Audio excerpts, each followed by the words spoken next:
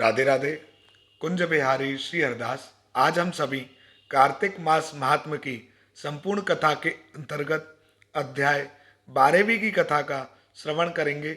आप सब अपना ध्यान बांके बिहारी जी महाराज के श्री चरणों में केंद्रित करें और कथा का आनंद लें। नमः कुंज बिहारिण्यै, नमः कुंज बिहारिणे, स्वामी श्री हरिदासाय गुरुणाम गुरुवे नमः। राधा मेरी स्वामिनी, मैं राधे जू को दास, जन्म जन्म मोहे दीजियो, श्री वृंदावन को वास। 12वां अध्याय। श्री नारद जी ने कहा, तब जलंधर को अपनी खोज में आते देखकर इंद्र आदि देवता भय के कारण वहां से भी भाग निकले और भागकर बैकुंठ में भगवान विष्णु के पास पहुंचे। फिर देवताओं ने अपनी रक्षा के लिए उनकी स्तुति की। देवताओं की उस दीन वाणी को सुनकर करुणा सागर भगवान विष्णु ने उनसे कहा, देवताओं, तुम भय को त्याग दो। युद्ध में मैं शीघ्र ही उस जलंधर को देखूंगा। ऐसा कहने के साथ ही भगवान गरुड़ पर जा बैठे।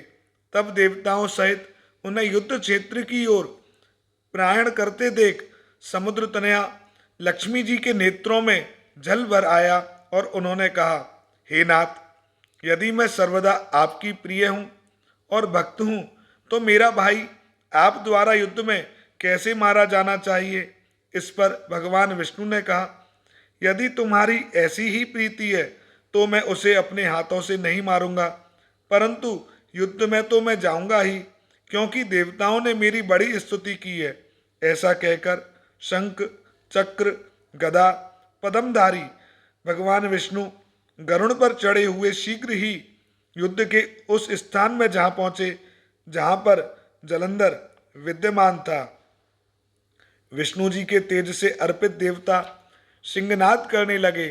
फिर तो अरुण के अनुज गरुड़ के पंखों की प्रबल वायु से पीड़ित हो दैत्य इस प्रकार घूमने लगे जैसे आंधी से बादल आकाश में घूमते हैं। तब अपने वीर दैत्यों को पीड़ित होते देखकर जलंधर ने क्रुद्ध होकर भगवान विष्णु को अद्भुत वचन कहकर उन पर कठोर आक्रमण कर दिया।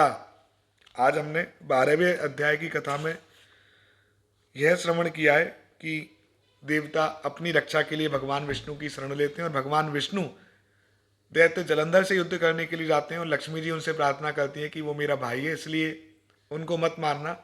लेकिन विष्णु भगवान देवताओं की स्तुति के कारण वहां जाते हैं। अब आगे की कथा हम कल सुनेंगे। श्री बांके बिहारी जी महाराज की असीम अनुकंपा हम सभी पर सदैव बरसती रहे।